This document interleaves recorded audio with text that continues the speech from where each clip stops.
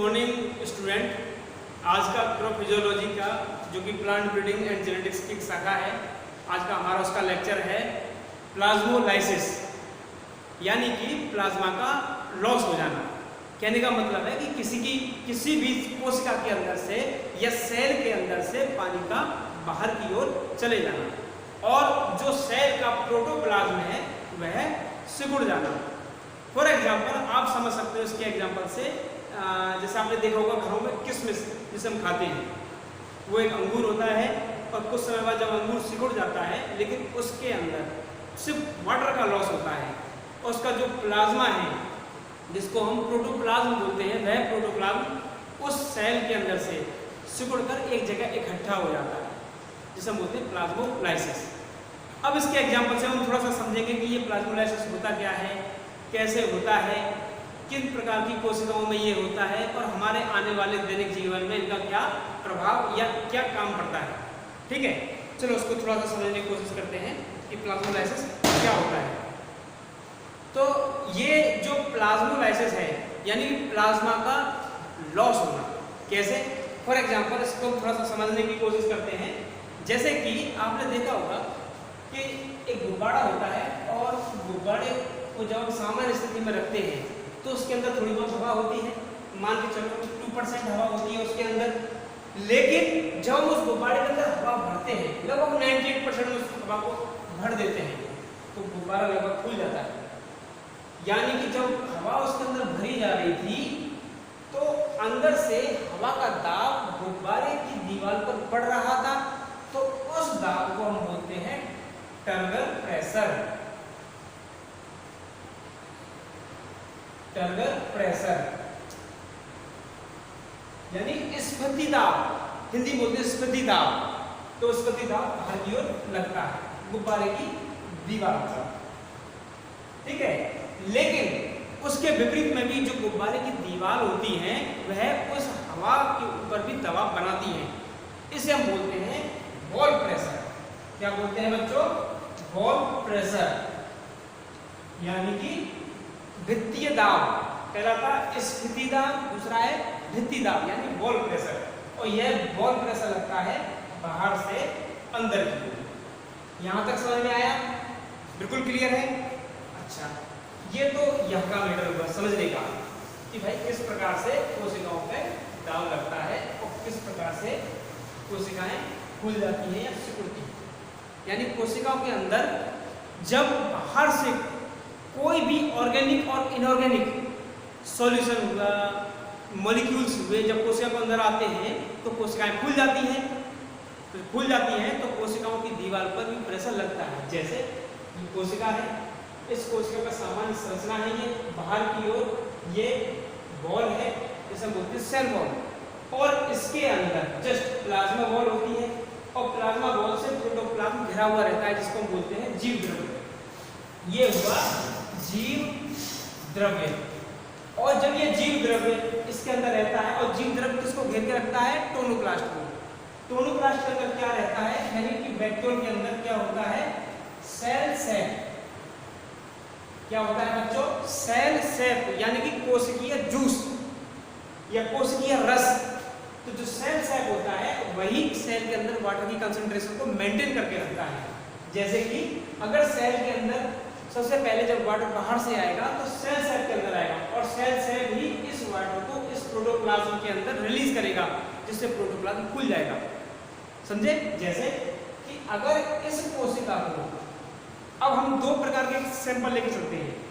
एक पहला एक गिलास लिया और उसके अंदर क्या है? Pure water. Pure water. एक दूसरा ग्लास हम लेते हैं तो उसके अंदर है सॉल्यूशन, और सॉल्यूशन हम उसको चाहे उसके अंदर शुगर सॉल्यूशन ले लेते हैं, या हम उसके अंदर सॉल्ट सॉल्यूशन ले लेते हैं। ठीक है, सॉल्ट मतलब नमक का घोल ले लेते हैं या चीनी का घोल ले लेते हैं, दोनों में से कोई भी ले लेते हैं। तो ये होगा हाइपरटोनिक सॉल्यूशन। क्या होगा बच्चों? हाइपरटोनिक।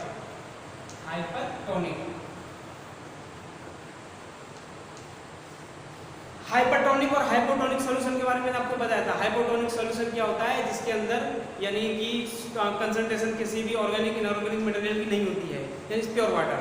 और जो हाइपरटोनिक सॉल्यूशन होता है उसके अंदर शुगर सॉल्यूशन या फिर सॉल्ट सॉल्यूशन की कंसंट्रेशन ज़्यादा होती है। तो हमने हाइपरटोनिक सॉल्यूशन का घोल ले लिया और इसमें था प्योर वाटर। जब इस सेल को, और ये सेल कैसी है, ये एक सिंपल सेल है, मान चलो कि हमने पौधे की पत्ती से एक सिंपल सेल निकाल ली, आइसोलेट कर ली, मीजोफिल सेल ले ली या अदर कोई सेल ले ली हमने, उस सेल को ले जाके हमने एक ही पत्ती की दो सेल है और दोनों सेलों को ले जाके हमने क्या किया, एक सेल को तो रख दिया हमने प्योर वाटर में और एक सेल को हमने रख दिया हाइपरटोनिक सॉल्यूशन में।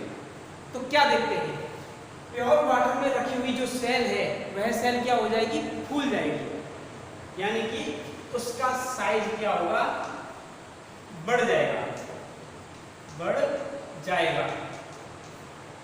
और इस हाइपरटोनिक सॉल्यूशन के अंदर रखी हुई सेल का जो साइज है वह क्या हो जाएगा, सिकुड़ जाएगा। अब हाइपरटोनिक जो सॉल्यूशन है उसका साइज, कोशिका का साइज सिकुड़ जाएगा। इसका एग्जांपल हम अपने घरों में देखते हैं, वो मैं अभी आपको बताऊंगा, ठीक है। तो यहाँ तक समझ में आया, ये घोल था हाइपरटोनिक, उसके अंदर हमने सेल को रखा तो सेल सिकुड़ गई। सेल सिकुड़ने का मतलब क्या है, मैंने आपको ऑस्मोसिस में बताया था इससे पहले वाले लेक्चर में कि जब किसी जैसे कि मैंने आपको बताया था कि जो सेमी परमीएबल मेम्ब्रेन होती है उसके तरफ अगर एक घोल है और एक तरफ शुद्ध वाटर है, तो शुद्ध वाटर क्या होता है कि उस घोल के अंदर जाना शुरू कर देता है, समझे। तो यहाँ पर क्या होता है कि जो सेल है उस सेल के अंदर क्या होता है, प्रोटोप्लाज्म होता है जिसके अंदर ऑर्गेनिक मटेरियल होता है, इतना तो हम लोग जानते ही हैं। तो यहाँ तक समझ में आया आपको। तो यहाँ पे क्या होता है, सेल सिकुड़ जाती है और जो सेल यहाँ पर, तो उसका साइज क्या होता है, छोटा हो जाता है साइज, यानी कि सेल क्या हो जाती है, सिकुड़ जाती है, श्रिंक हो जाती है। इसी को हम बोलते हैं प्लाज्मोलाइसिस, यानी कि वो जो कोशिका है जिसको हमने किसी हाइपरटोनिक सॉल्यूशन में रखा था, तो हाइपरटोनिक सॉल्यूशन में रखने के बाद कोशिका के अंदर से पानी कोशिका से बाहर चला जाता है और कोशिका के अंदर जो जीव द्रव्य रहता है उसकी दीवार पर चिपका हुआ, वह जीव द्रव्य सिकुड़ जाता है और वह एक जगह सेल के केंद्र में इकट्ठा हो जाता है, कोशिका के केंद्र में इकट्ठा हो जाता है, न्यूक्लियस के पास इकट्ठा हो जाता है और सेल सिकुड़ जाती है। इसको हम बोलते हैं प्लाज्मोलाइसिस, यानी जीव द्रव्य कुंचन, ठीक है। अच्छा, अब इस क्या होता है कि जो जीव द्रव्य कुंचन होता है वह 3 स्टेप में काम करता है, 3 स्टेप में काम करता है। अगर आप लिखना चाहो तो उसकी डेफिनेशन लिख सकते हो। जब सेल को हाइपरटोनिक सॉल्यूशन में रखा जाता है, या हम कह सकते हैं अति सांद्र विलयन में रखा जाता है, तो सेल का प्रोटोप्लाज्म सेल वॉल से अलग हो जाता है और जब सेल वॉल से अलग हो जाता है तो सेल सिकुड़कर सेल के केंद्रक में, यानी प्रोटोप्लाज्म सिकुड़कर सेल के केंद्र में, यानी सेल के बीचों बीच में आ जाता है और इसी अवस्था को हम बोलते हैं प्रोटोप्लाज्म, ठीक है। चूंकि ये एक परासरणीय प्रक्रिया होती है और जिसमें कि सेल से जल बाहर आ जाता है, उसमें क्या होता है कि जब सेल को प्योर वाटर में रखा जाता है तो सेल खुल जाती है, तो मैंने आपको बता चुका हूँ। और सेल को जब हम किसी भी हाइपरटोनिक सॉल्यूशन में रखते हैं तो सेल सिकुड़ जाती है और जो प्लाज्मोलाइसिस होती है वह हाइपरटोनिक सॉल्यूशन की वजह से ही होती है, समझे, यही सबसे जरूरी है। अच्छा, प्लाज्मोलाइसिस जिन 3 प्रकार के स्टेप में होती है, तो पहला स्टेप होता है लिमिटिंग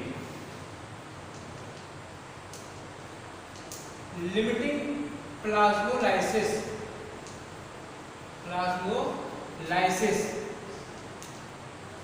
लिमिटिंग प्लाज्मोलाइसिस को हिंदी में बोलते हैं प्रतिबंधित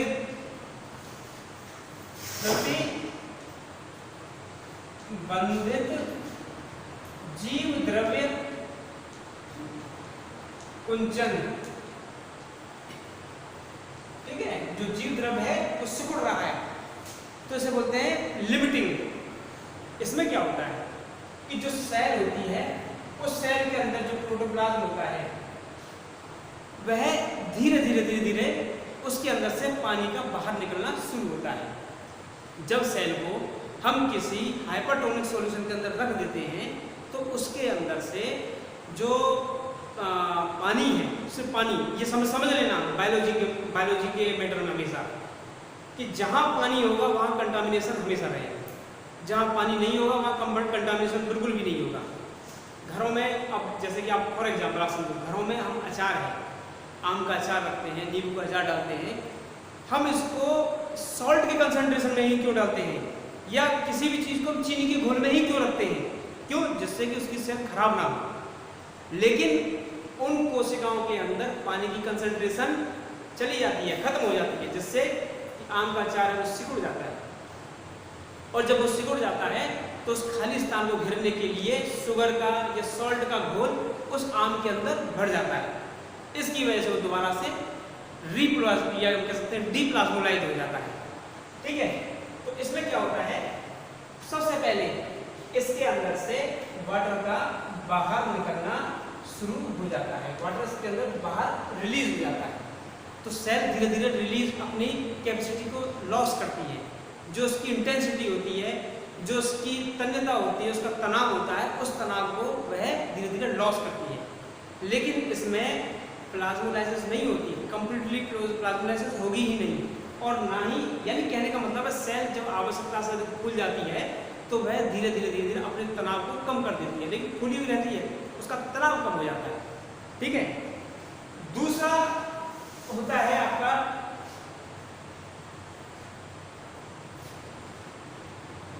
इंसिडेंट प्लाज्मोलाइसिस। इंसिडेंट प्लाज्मोलाइसिस होता है, इंसिडेंट प्लाज्मोलाइसिस। इंसिडेंट प्लाज्मोलाइसिस होता है, उसे हम बोलते हैं आरंभिक जीव द्रव्य कुंचन, उसको बोलते हैं प्रारंभिक जीव द्रव्य कुंचन। प्रारंभिक जीव द्रव्य कुंचन में क्या होता है कि जब सेल को सबसे पहले जब हम हाइपरटोनिक सॉल्यूशन में रखते हैं तो हाइपरटोनिक सॉल्यूशन के अंदर ही सबसे पहले होता है हमारा लिमिटिंग प्लाज्मोलाइसिस होता है। ठीक उसके बाद जब सेल अपना तनाव कम कर देती है, फिर भी सेल अगर हाइपरटोनिक सॉल्यूशन में रखी हुई है तो वहां से अब क्या होता है, जैसे ये सेल है और सेल के किनारे पर ये लगा हुआ है आपका प्रोटोप्लाज्म जीव द्रव्य। अब जीव द्रव्य क्या होगा, थोड़ा सा सिकुड़ेगा इसमें और अपने किनारे को यहाँ से छोड़ना शुरू कर देगा। ठीक है, किनारे यहाँ से ये क्या हो जाएंगे, लॉस हो जाएंगे, यानी फ्री हो जाएंगे। और जब यहाँ से प्रोटोप्लाज्म हटेगा तो क्या होगा, इसका सिकुड़न शुरू होगा, तो इसीलिए इसको हम बोलते हैं प्रारंभिक incident plasmolysis.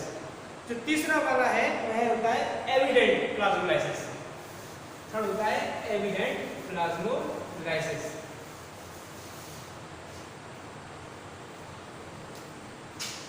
Evident plasmolysis. Evident plasmolysis क्या होता है, एक सेल है और जो सेल है इस प्रकार से, उसके अंदर ये टोनोप्लास्ट है, टोनोप्लास्ट के अंदर वाटर पूरी तरह से बाहर रिलीज हो गया है, और वाटर के बाहर रिलीज होने से जो प्रोटोप्लाज्म है वह सिकुड़कर नजदीक आ गया है इस टोनोप्लास्ट के आसपास। ठीक है, और सेल भी पूरी तरह से सिकुड़ गई है। तो जब सेल सिकुड़ जाती है और प्रोटोप्लाज्म नजदीक आ जाता है तो क्या होता है, जो खाली स्थान रह गया है यहाँ पर, तो इसके अंदर सॉल्यूशन, कौन सा सॉल्यूशन, या तो शुगर हो सकता है या फिर सॉल्ट हो सकता है। जैसे घरों में अचार मैंने आपको बताया, अब ये इस खाली स्थान में भरना शुरू हो जाएगा और इससे सेल दोबारा से डीप्लाज्मोलाइज हो जाएगी। ठीक है, दोबारा से वो फिर खुल जाएगी, लेकिन इस बार उसमें पानी नहीं होगा, इस बार उसमें क्या होगा, घोल होगा। ठीक है, तो अब ये सारी चीजें हैं जिसको हम प्लाज्मोलाइसिस में पढ़ते हैं, इनका हमारे जीवन में प्रभाव क्या पड़ता है। देखो पहला क्या होता है कि प्लाज्मोलाइसिस से हम हमेशा लिविंग सेल, प्लाज्मोलाइसिस जो होता है वो हमेशा लिविंग सेल में होता है, डेड सेल में नहीं होता। ये ध्यान रखना, पहला पॉइंट है कि प्लाज्मोलाइसिस हमेशा लिविंग सेल के अंदर होता है। दूसरा है कि प्लाज्मोलाइसिस से हम सेल का ऑस्मोटिक प्रेशर नाप सकते हैं, उसको क्रिएट कर सकते हैं, उसको हम डेफिसिट कर सकते हैं। तीसरा है कि बैक्टीरियल सेल को, अब देखो हमें किसी बैक्टीरिया को मारना है तो हम किसी बैक्टीरिया को मारने के लिए उसकी हम सेल वॉल को तोड़ देते हैं, ब्रेक कर देते हैं। जैसे कि बैक्टीरिया है, वहाँ पर हमने नमक का घोल छिड़क दिया, हो गया। एग्रीकल्चर के फील्ड में क्या होता है कि जो बीड होती हैं उस बीड की जड़ों में नमक का घोल डाल देते हैं, तो उसकी बीड की जो जड़ें होती हैं प्लाज्मोलाइसिस की वजह से जड़ें सिकुड़ जाती हैं और पौधा भी मर जाता है। ठीक है बच्चों, उम्मीद करता हूँ कि ये लेक्चर आपको पसंद आया होगा और आप इसको लाइक करें, शेयर करें और सब्सक्राइब करें। तब तक के लिए धन्यवाद।